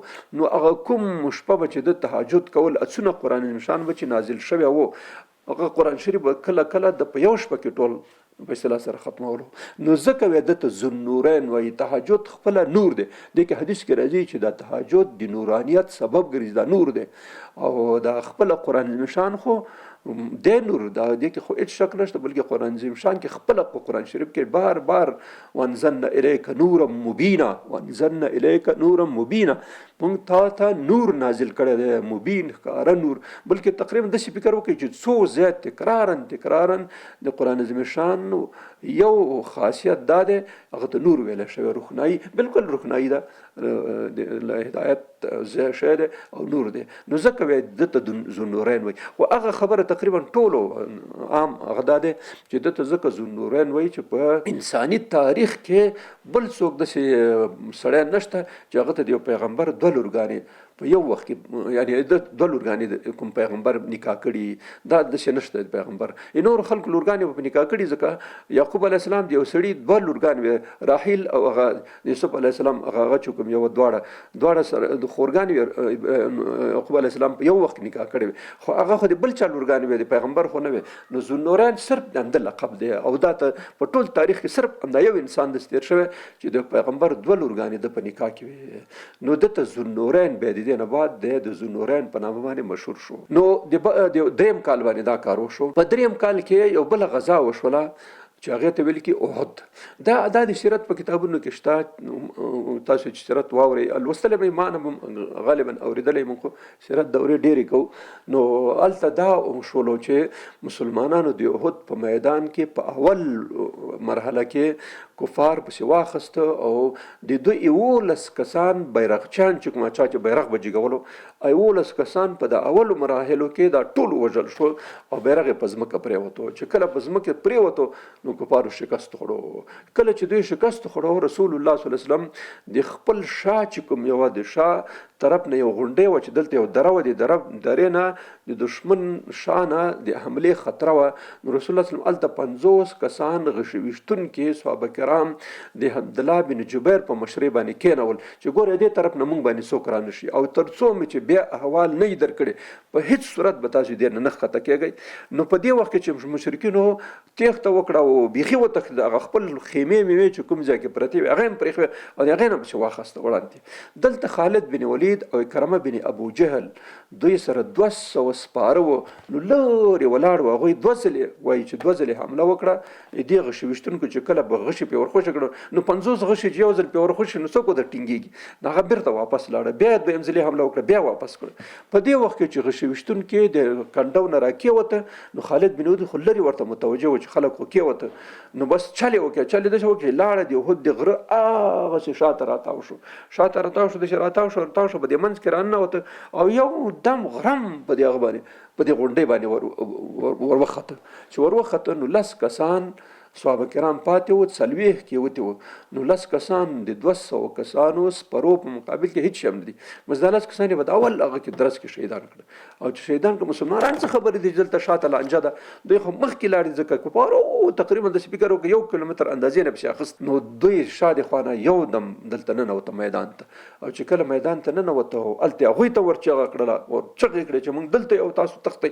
هغوی هم راوګرځېدل، دلته مسلمانان په منځ کې راګیر شو. چې کله ګیر شو، نو په دې وخت کې 2 روایت دي. یو روایت امام بخاری راخسته دی او یو روایت عام محدثینو او هغه راخسته سیرت کتابونو. امام بخاری چې کوم روایت راخسته هغه دا وایي چې په دې منځ کې چې د مسلمانان مخې ته وو او دلته کفار راوګرځېدل واپس، مسلمانانو خو کافران پسې اخیستي او په منډه دي. دغه وخت کې د مسلمانانو په منځ کې یو دم چغه شوه چې تاسو مخکې خیال دی شاته کافر در پسې راغله، او در حال چې دا خبره نه وه. نو بس دوی یو دم راوګرځېد د خپلو کسانو سره یو دم لانجه جوړه کړه. دلته چې دوی راوګرځېد هغه کافر هم بیرته راوګرځېد. نو مسلمانان د دواړو ګروپونو د خالد بن ولید 200 سپرو او د هغه کسانو چې اخواته و هغوی سره په منځ کې راګیر شو. مسلمانانو کې دلته چې دا اواز وشو چې په دې وخت کې دویمه خبره چې محدثینو او مفسرینو راخسته ده تقریبا ټولو، هغه دا ده چې یو دم اواز وشو په دې منځ کې چې قد قتل محمد، چې رسول الله صلی الله علیه وسلم شهید کړی شو. او هغه وجه اصلي دا وه چې د مسلمانانو بیرغچی چې کوم یو مصعب بن عمیر رضی الله تعالی عنہ دا شهید شو او د قواره بالکل کټ مټ د رسول الله صلی الله علیه وسلم په شان و، د رسول الله صلی الله علیه وسلم په شان قیافه لرله. او بل دا چې بیرغ د سره و، چا سره چې بیرغ خو هغه کوي خلک د سپیکر چې همدا دی. او چې کله دی شهید شو نو خلک پوه شو چې همدا دی، همدا وژلی دی. نو بس یو دم یې چغه کړه چې موږ وژلو، یا شیطان چغه کړه یا هغه کومو کسانو چې دی ووژلو مصعب بن عمر نو چغه کړه چې دی مو وژلو، چې دی مو وژلو. بس دلته صحابه کرامو کې ماتې ګډه شوه. ځینې ګوره 3 ګروپه شو صحابه کرام. یو ګروپ هغه شو چې بیخي هر څه وغورځول او روان شو مدینې ته. یو ګروپ هغه شو چې تورې وغورځولې قرار کېناسته، لکه د حضرت عمر په باره کې راځي چې دی قرار کېناستو، حواس یې بالکل د لاسه ورکړه چې رسول الله صلی الله علیه وسلم شهید شو نو بس هر څه ختم شو. او عثمان رضی الله عنه په هغه کسانو ډله کې و چې کوم یو مدینې ته روان شو. یو ډله هغه کسان و چې هغوی ویل چې اوهو چې رسول الله صلی الله علیه وسلم شهید شو نو موږ ته ژوند څه پکار دی چې زموږ محبوب شهید شوی او موږ د هغې نه وروسته هم ژوند کوو. نو بس یو دم په کافرانو ورګډ شو، هغوی جنګ شروع کړي. نو داسې 3 ګروپه شو. په دغه ګروپ کې چې کوم یو مدینې ته لاړه په دې کې حضرت عثمان و، په دا 2م ګروپ کې چې کېناسته په دې کې حضرت عمر شامل و، او په دا 3م ګروپ کې چې جنګ یې کولو حضرت علي او حضرت ابو دجانه او د حضرت حمزه خو د دې حملې نه مخکې شهید شولو چې د کفارو د شکست اصلي د حضرت حمزه شهادت د کفارو د شکست سبب ورچې دی شهید شو. یو دم په دې خلک کې یو دم هغه شوله راوپارېده، یو دم غوسه ورغله، بس په کافرانو باندې داسې سخت حمله وکړه چې هېڅ پسې واخله. نو دلته په دې کې حضرت عثمان صاحب چې کله لاړو مدینه منورې ته، هغه خو خیال داسې شو، د هغه اصلي خیال دا و چې رسول الله صلی الله علیه وسلم شهید شو نو د رسول الله شهادت نه وروسته خو دا دین لاړو چې لاړو. ځکه دا اصولي خبره ده، اصولي خبره ده. ګوره دا ښه فکر وکړئ چې پیغمبر په داسې وخت کې شهید شي چې دین نه یې مکمل شوی، خو خبره خو لاړه او بیا نبی آخر زمانه می او د ده نه وروسته د بل هغه نه. دا اصولي خبره ده، انداز همداسې دی چې سړی فکر همداسې کوي سړي ته. خو دلته غلطي دا وشوه چې دوی ته خدا پته و چې نبی آخر زمان به خامخا تر اخره پورې پاتې دا دین به مکملوي. دلته ذهني سهوه پیدا شوه دې خلکو سره. هغوی داسې فکر وکړ چې رسول الله صلی الله علیه وسلم شهید شو نو بس دین خلاص شو، نو بس ځای مدینې ته ځان رسوي. نو وروسته قرآن عظیم شان سوره 155 آیات غالبا 55 یا 56 به د سوره ال عمران 4مه سپاره کې چې الله عز وجل فرمایي ان الذين تولوا منكم يوم الجمال انما استزلهم الشيطان ببعض ما كسبوا بيتسوي ولقد عفى الله عنهم والله غفور رحیم. په تاسو کې هغه کسان، ګوره خو فکر وکړئ، په تاسو کې هغه کسان چې د احد په غزا کې شاته لاړل، پښې وښویېدلې، نو هغې کسانو ته څه وشو؟ ولقد عفى الله عنهم، الله پاک عفو ورته وکړه، بخشش ورته وکړه. والله غفور حلیم، الله پاک غفور او حلیم ذات دی. نو دې خلکو ته الله پاک عفو وکړه. ځکه دا یو انساني خبره وه. ما درته ویل چې دا طبیعي خبره ده، ما او بل هر څوک چې داسې حالت کې پیښ شي خامخا دا مشکل ورته پیښېږي هغه لحاظ. نو ځکه دې خلکو چې کومه تېښته وکړه او لاړه مدینې ته او جنګ میدان یې پرېښو، هغه یو غلطي وه او طبیعي غلطي وه چې سړی کله کله په دې باندې ملامت نه راځي. خو ملامتي په دې وه چې دوی خو په دې پوهېدل چې نبي آخر زمان به تر اخره پورې، خو خیر د جنگ حالات داسې وو. نو ځکه حضرت عثمان صاحب د بدر په غزا کې شریک نشو، خو رسول الله صلی الله علیه وسلم د حکم په حساب شهید نو بدري و. په احد کې دا خطا وشوه، دا غلطي وشوه، خو الله پاک دا خطا او د هر څه معاف کړه. قرآن عظیم شان کې صریح آیات دی ولقد عفى الله عنهم، الله پاک د دوی نه تیر شو، عفو وکړه. والله غفور حلیم، الله پاک غفور حلیم دی. په بخاري کې یو حدیث راځي، یو سړی راغی، هغه نه پوښتنه وکړه عبد الله بن عمر رضی الله تعالی عنه چې زه تا ته قسم در کوم رښتیا راته ووایه، رښتیا راته ووایه چې حضرت عثمان د دې احد په جګړه کې تښتېدلی و، بدر کې و که نه و؟ ویل چې نه بدر کې خو نه و، خو د رسول الله صلی الله علیه وسلم په حکم پاتې و. او د احد په غزا بیا پوښتنه وکړه ښه د احد په غزا څنګه وه؟ هغه ورته ویل دا واقعیت دی چې حضرت عثمان په هغو کسانو کې و چې جنګ میدان یې پرېښو مدینې ته لاړه.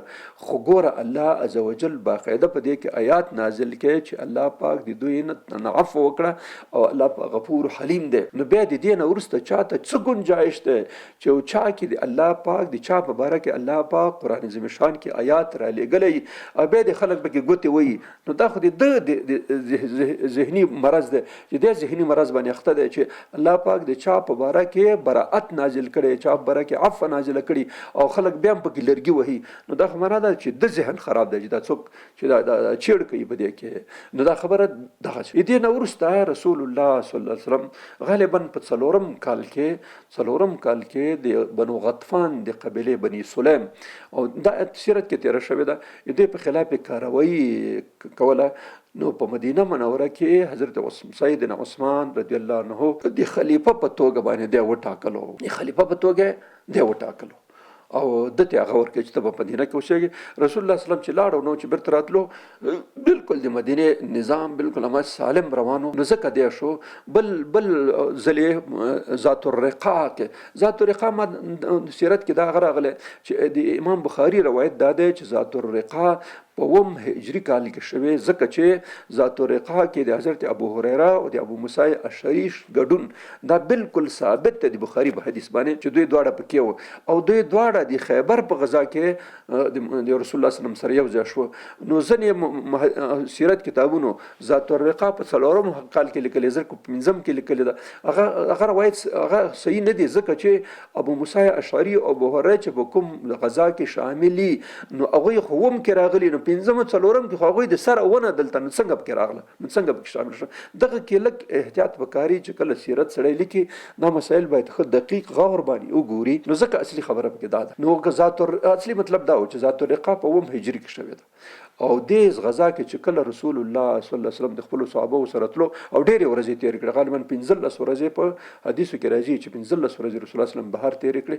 نو په دې کې د مدینې مشر چې کوم یو هغه دی بیا د خیبر په غزا کې، د خیبر غزا چې کله کېدله نو رسول الله صلی الله علیه وسلم چې کله خیبر ته ورسېدو نو هغه د خپل کیمپ او خپل قرارګاه د بنو غطفان او د هغه په منځ کې جوړه کړه، د خیبر په منځ کې دا غټه قرارګاه چې کوم چې هغوی فکر وکړي چې مونږ باندې حمله کوي او خیبر والے چې مونږ حمله کوي، نو دواړه انداسې وم شو، دواړه په خپلو کورو کې پات شو.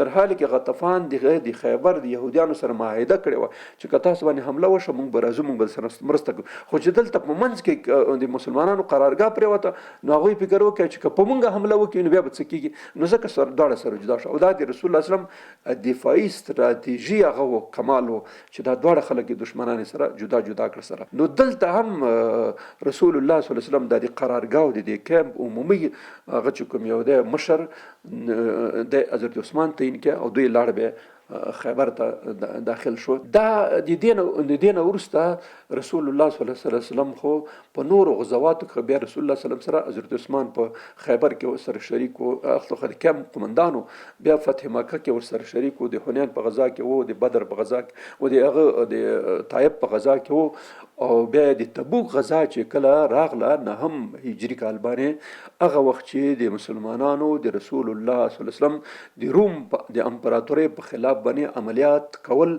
نو دلته خو دا مسله ډیره غټه وه.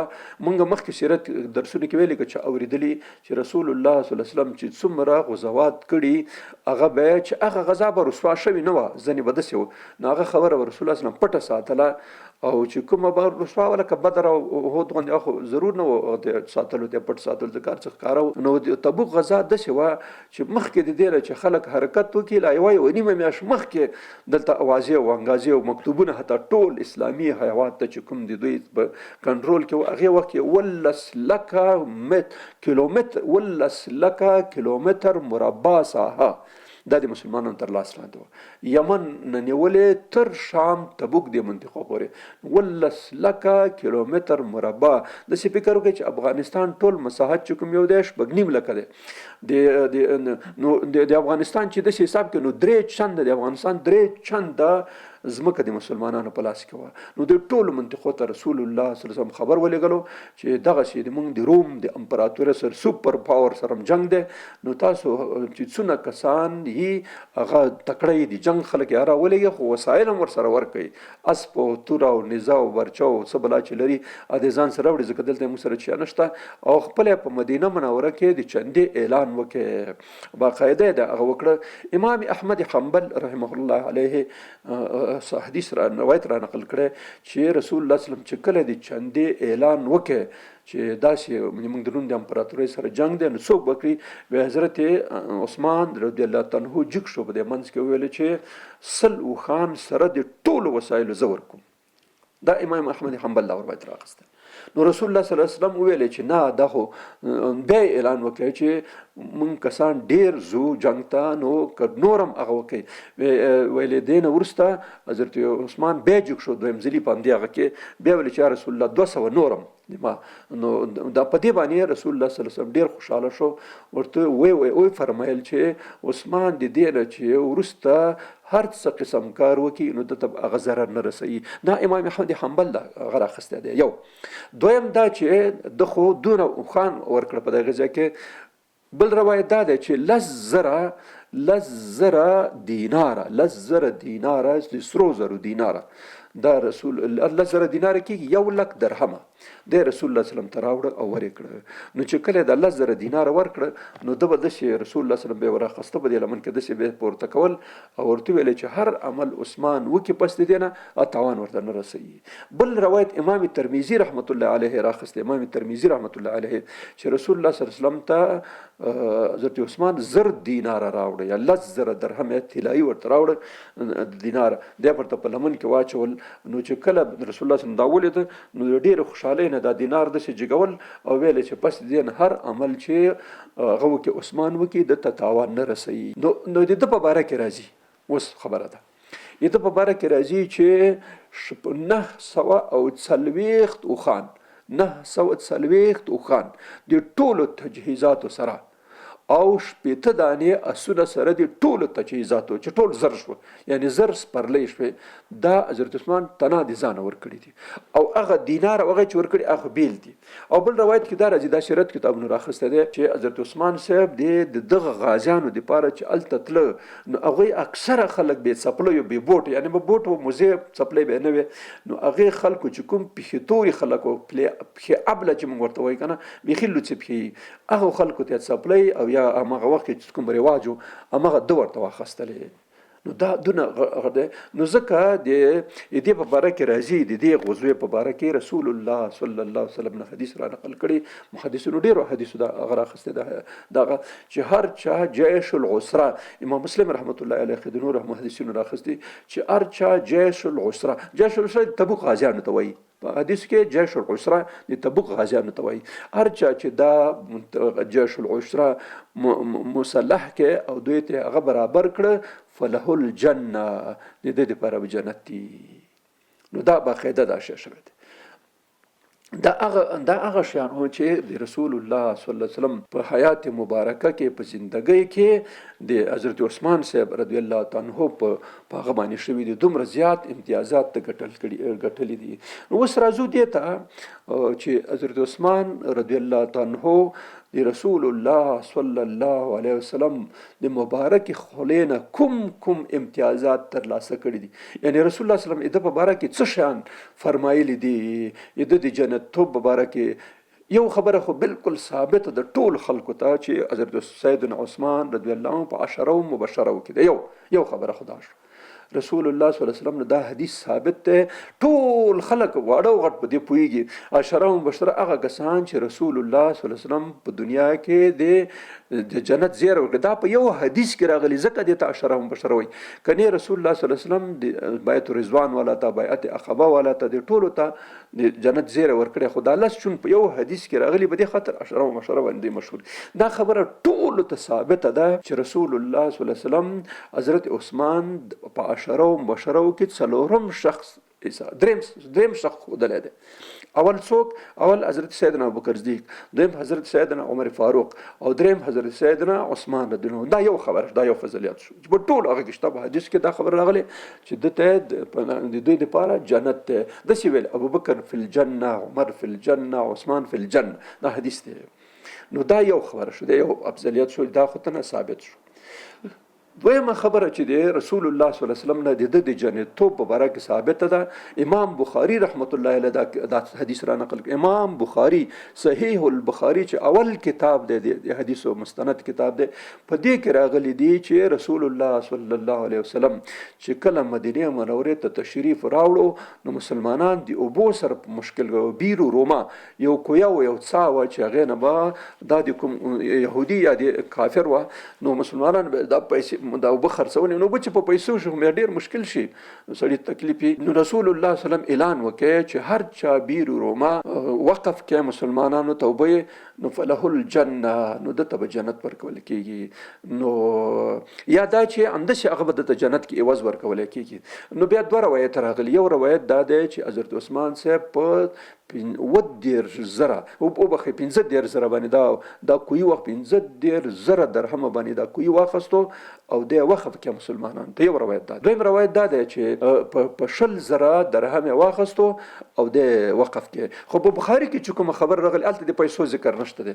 الته وایي چې حضرت رسول الله صلی الله علیه وسلم اعلان وکړ او خبره وکړه چې هر چا بیرو روما واخستلو او مسلمانان ته وقف کې هغه ته جنت کې دی عوض ورکول کېږي.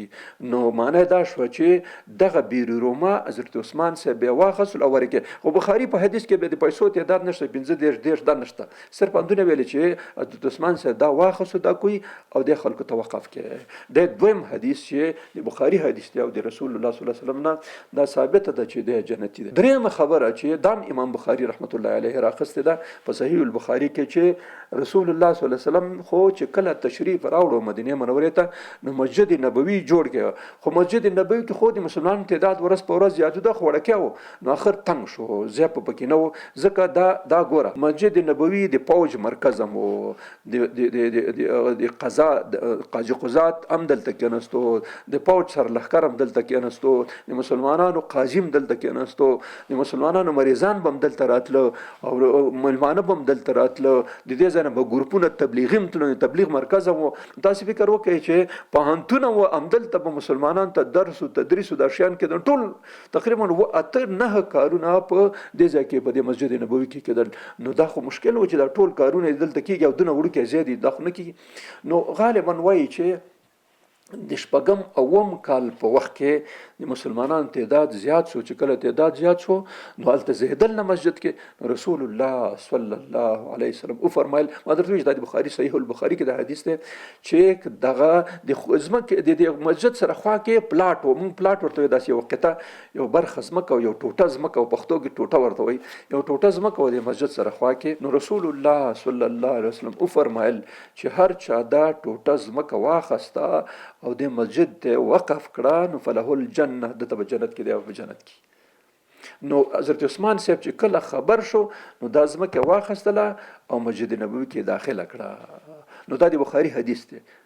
دا د حضرت عثمان صاحب د هغه په باره کې دی چې دته جنت دی.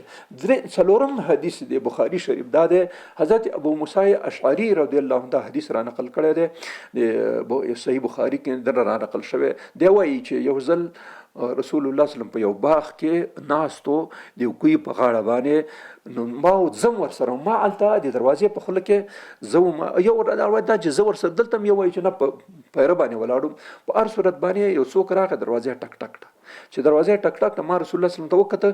رسول الله صلی الله علیه وسلم راته فرمایل چې ورشه دروازه وته خلاصه کا او د جنت زیره ورکا. نو سړی نه دی لیدلی ما خو رسول الله صلی الله علیه وسلم خو پیغمبر و د خدای خواه و نو ورته ویل چې ویلاړ شه ابو موسی دروازه ورته خلاصه کا او د جنت زیره ورکا. نو چې زلال چې دروازه مې خلاص کړ ګورم ابو بکر صدیق ولاړ دی. نو چې کله ابو بکر صدیق مې دروازه خلاص کړ ورته وی چې راځه او دا مې ورته وی چې رسول الله صلی الله علیه وسلم ته د جنت زیره درکړي. اشاره مبشره چې ورته وی دغه شي دی راغی د رسول الله صلی الله علیه وسلم سره کېناست. هغه چې څنګه ابو بکر صدیق خبر واورید نو وی چې الحمدلله الله پاک شکر دی چې ماته زیره د جنت راکړه شو. لږ ځنډ چې تیر شو بیا دروازه ټک ټک شو. بیا چې دروازه ټک ټک شو نو رسول الله صلی الله علیه وسلم راته ویلې چې ورشه ابو موسی دروازه ورته خلاصه کا او د جنت زیره ورکا. زه چې لاړم دروازه مې خلاصه کړه ګورم چې حضرت عمر فاروق دی. نو حضرت عمر فاروق ته ورته وی چې راځه او ورته وی چې رسول الله صلی الله علیه وسلم ته د جنت زیره درکړی دی. هغه وی چې الحمدلله الله پاک شکر او حمد و ثنا ده چې ماته هغه کړ. دا راغی دا د رسول الله صلی الله علیه وسلم سره کېناستو. وروسته ویلې لږ ځان چې تیر شو بیا دروازه ټک ټک شو. چې دروازه ټک ټک شوله نو بیا رسول الله صلی الله علیه وسلم ورته چې ورشه او دروازه ورته خلاصه کا او د جنت زیره ورکا. خو د مشکلاتو مصائب سره سره نو چې ورغلم دروازه مې چې کله خلاصه کړه نو ګورم چې حضرت عثمان دی. حضرت عثمان ته ورته ویل چې رسول الله صلی الله علیه وسلم خپل مبارک خپل باندې تا ته د جنت زیره درکوي خو د تکلیفونو د مشکلاتو سره. نو حضرت عثمان څه ویل چې حسبنا الله ونعم الوکیل او الحمدلله ویل چې الله پاک شکر دی چې ماته راغړې خو د مشکلات او تکلیفونو حامی او مولا چې دی هغه الله پاک دی هغه خپل ان شاء الله هغه کوي ما بساتی. نو دا د بخاری حدیث وو. دغه شی صحیح البخاری کې بل حدیث راغلی دی. سیدنا انس رضی الله عنه فرمایي چې د منګ په وخت کې منګ د خپل زمانہ کې بخاری کې راغلی دی چې منګ په خپل وخت کې 3 کسان مونږ پیژندل چې یو بل ته من تفوق ورکول. بخاری حدیث دی چې مونږ په خپل منځونو کې دا 3 کسانو ته یو په بل درجه ورکوله. اولین شخص چې ابوبکر د سره مونږ هیڅ څوک هم نه برابر ول ویل چې دا تر ټولو ممتاز دی. بیا بم دویمه درجه کې حضرت عمر فاروق ویل چې دوی د ابوبکر نه وروسته بیا داته. په دریمه درجه کې بم بیا حضرت عثمان یعنی اول درجه د ټولو نه اول درجه کې حضرت صدیق بیا بم وروسته عمر او دریم ځلې حضرت عثمان. دینه وروسته څونه صحابه کرام چې بیا بم دوی ته یو په بل باندې بیا درجه نه ورکوله چې دا مخکې دا ورسته دی دا بیا نه کوله. دم صحیح البخاری کې دی. بل په صحیح البخاری کې بل حدیث دا راغلی دی چې یو ځل انس رضی الله عنه فرمایي یو ځل رسول الله صلی الله علیه وسلم ابوبکر صدیق حضرت عمر حضرت عثمان دا په احد غره باندې ولاړ و. بخاری کې حدیث دی د حضرت انس بن مالک نه چې رسول الله صلی الله علیه وسلم ابوبکر صدیق حضرت عمر او حضرت عثمان رضی الله عنه د غره باندې ولاړ و. دا درې واړه چې غر اخوریدلو چې ځل هغه ډقې وکړي چې ډقې وکړي رسول الله صلی الله علیه وسلم د خپل پښه مبارکه داسې پیو وهله چې غلی شه احده تا باندې پوهېږي یو در باندې پیغمبر ولاړ دی یو در باندې صدیق ولاړ دی او 2 در باندې شهیدان ولاړ دي. دا امام بخاری د حدیث را نقل کړی دی چې دا دغه خبره وه. دریم حدیث امام مسلم رحمت الله علیه د بیبي عایشه نه را نقل کړی دی. بیبي عایشه وایي چې یو ځل رسول الله صلی الله علیه وسلم ما په حجره کې د زما اتاق کې ناست و دا پښې داسې غځولې وې دا پښې داسې لوڅې وې دا پونډۍ داسې لوڅې وې دا پونډۍ پورته د زنګونونه پورته خو عورت دی دغه لاندې پونډۍ لوڅې وې چې ابوبکر صدیق راغی. ابوبکر صدیق چې راغی رسول الله صلی الله علیه وسلم داسې په اختیار هم داسې پروت و دا پونډۍ هم داسې لوڅه وه راغی خبرې وکړې واپس لاړل. وروسته ورپسې امام مسلم د حدیث د ابي عائشې نه را نقل کړ وایي چې دویم ځل لږ چې وخت تېر شو بیا حضرت عمر راغی هغې اجازه وغوښته راننوت رسول الله صلی الله علیه وسلم همداسې تکیه کړې وه او دا پونډۍ هم داسې لوڅې وې پښې غځولې وې. نو راغی خبرې وکړې څه مسله وه هغه یې سره حل کړه بېرته حضرت عمر راغی چې دې وخت کې د ده نه وروسته حضرت عثمان اجازه وغوښته چې کله اجازه وغوښته حضرت عثمان رسول الله صلی الله علیه وسلم داسې راخیز کړه او داسې کېناست او پونډۍ ارڅې پټ کړه ډېر داسې لکه سړی چې یو ډېر مشر سړی راشي او د ځان برابري طبیعي خبره ده. نو د رسول الله صلی الله علیه وسلم ځان راټول کړه پونډۍ مونډۍ هم پټې کړې ارڅې پټې کړې داسې ښه په ادب باندې په اصطلاح سره کېناست رسول الله صلی الله علیه وسلم. نو حضرت عثمان راننوتو چې حضرت عثمان راننوتو نو خبرې څه وکړه روان شو. چې کله روان شو بیبي عایشه رانده وایي چې ما د رسول الله صلی الله علیه وسلم پوښتنه وکړه چې رسول الله عجیبه خبره شوه ابوبکر صدیق خو راغی ته همداسې پروت وې تکیه دې کړې وه پښې دې غځولې وې او پونډۍ دې لوڅې وې هېڅ تغیر دې رانوستو لاړو او بیا عمر راغی هغه سره دې هم همداسې وکړه. حضرت عثمان چې دوی کې هغه دی او تا داسې وکړه چې دستي راټول شو دا وکړې. نو رسول الله صلی الله علیه وسلم ورته ویل چې ګوره عایشې د چا نه چې فرښتې او ملایکې حیا کوي ایا زه د هغه نه حیا ونه کړم د یو دویم حدیث بیا امام مسلم را نقل کړی دی. هغه وایي چې عایشه بیبي چې دا پوښتنه وکړه نو رسول الله صلی الله علیه وسلم ورته ویلې چې اصل خبره دا وه چې حضرت عثمان سره داسې خبره وه که ما ځان داسې راټول کړی نه وی نو هغه ډېر زیات حیاناک دی، ډېر زیات حیاناک دی. نو د حیا په وجه به هغه خپله خبره نه شوه کولی چې نه شوه کولی نو ځکه زه راټول شوم. ما وی چې حضرت عثمان کې حیا ډېره ده نو ځکه نو د امام مسلم د دې روایت په حساب باندې دوه خبرې ثابت شوې.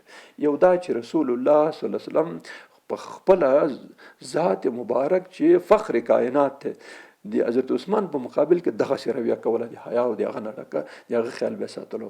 او په دې حدیث کې دا بله خبره دا شوه چې د حضرت عثمان نه به چیا کول پرښتو او ملایکو به ته حیا کوله. نو چې پرښتې او ملایکې د یو چا نه حیا کوي نو ته فکر وکړې دا خبره خو څه عادي خبره نه ده که نو دا خو غټه خبره ده په دې باندې. نو ځکه په دې خاطر باندې اوس دلته راځي بل امام ترمذي رحمت الله علیه حدیث را نقل کړی دی چې بله خبره دا راغلی دا تېره شوې دی سیرت درسونو کې مخکې چې په حدیبیه کې دا خبره شاید تاسو ټول بیخي ټوله به اورېدلې ځکه دا ډېره مشهوره خبره ده چې رسول الله وسلم چې کله حدیبیې ته لاړو نو په حدیبیه کې مشرکینو خدای بند کړه نه پرېښول وړاندې چې دوی هغه ته لاړ شي بیت الله سره بیت الله شریف زیارت وکړي او عمره ادا کړي. نو عبدور راتله و بدیل بن ورقه راغی او رویس ثقفي راغی حلیس راغی او ټول لاغله ترک اخر رسول الله صلی الله علیه وسلم حضرت عثمان ورولېږلو.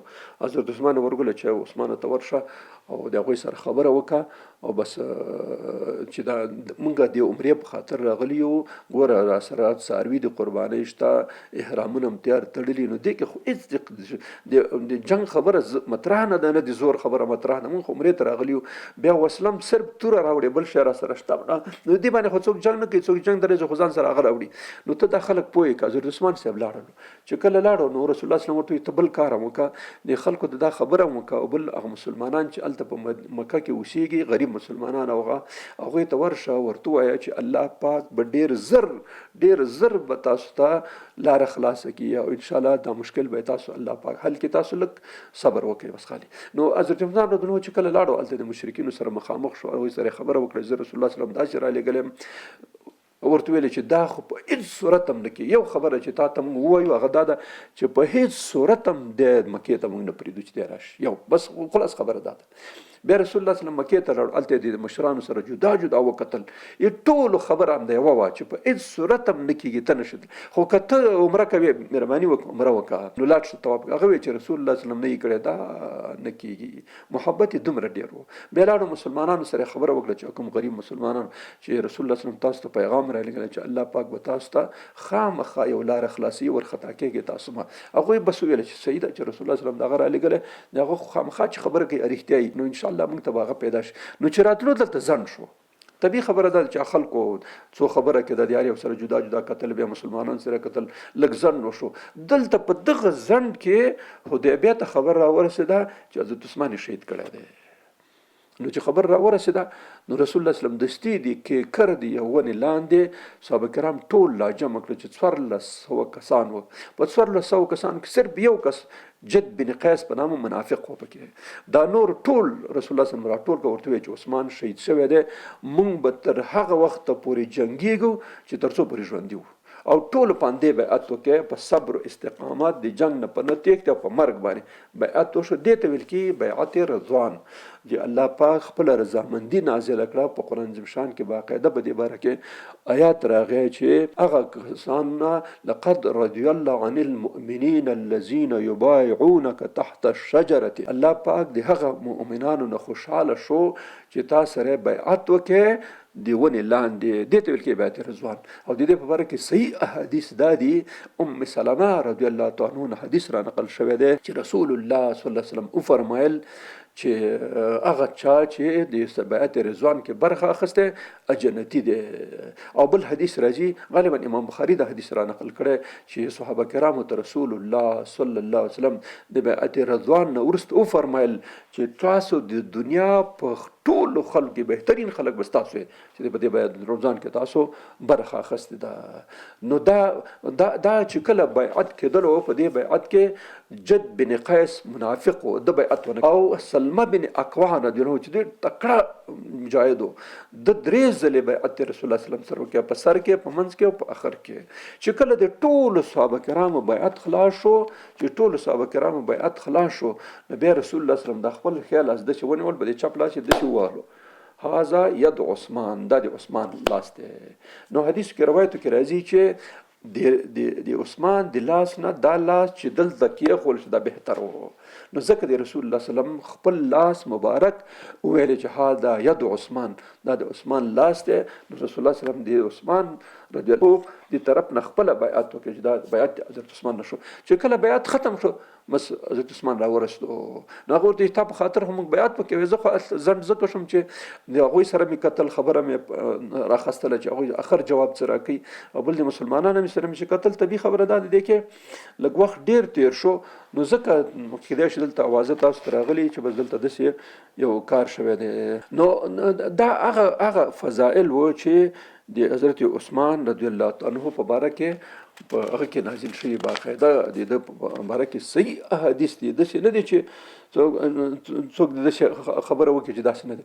نو د حضرت عثمان صاحب په باره کې د ټول هغه صحیح ترین احادیث چې د افضلیت په باره کې راغلي، د په جنتوب کې ذره قدر شک هم نشته. او یو روایت چې د تاریخ او د سیرت کتابونو را نقل کړی، ځینې حدیث کې هم راغلی چې کله حضرت عثمان صاحب شهید کېدلو په دغه ورځ باندې، په دغه ورځ چې شهید کېدلو، نو خوب یې ولیدلو چې رسول الله صلی الله علیه وسلم ولیدو چې رسول الله صلی الله علیه وسلم روزي، او حضرت عمر ورسره هم روزي، حضرت ابوبکر صدیق ورسره هم روزي. نو دی ورشي چې دی کله ورشي، نو رسول الله صلی الله علیه وسلم ورته وایي چې عثمانه افطار به زموږ سره کوي، ته افطار به زموږ سره کوي، افطار بل ځای کې مه کوه. نو په همدغه ورځ باندې دی روژه و چې دا کوم ورځ دی شهید کېدلو. نو بیا چې شهید شو، نو د غرمې نه مخکې په دغه وخت کې شهید شو، او رښتیا هم افطار یې هلته ورسولو د رسول الله صلی الله علیه وسلم په عالم ارواح کې. نو دغه هغه فضائل و چې رسول الله صلی الله علیه وسلم حضرت سیدنا عثمان رضی الله عنه په باره کې کړي. او په صحیح احادیث، یو حدیث هم چې دلته ما ویلې، دا ټول که د هر کتاب حدیثو، نو هغه د علماو د خوا نه تایید شوي چې دا صحیح احادیث دي. دې کې حسن حدیث هم نه و، بلکې ټول صحیح احادیث و چې موږ دلته وړاندې کړ چې د حضرت عثمان په فضایل او مناقب کې. اوس برس به انشاءالله همدومره بس شي، بیا به بل درس د حضرت عثمان صاحب باقي زندګۍ باندې انشاءالله موږ بیا بحث کوو. واخر دعوانا ان الحمد لله رب العالمين.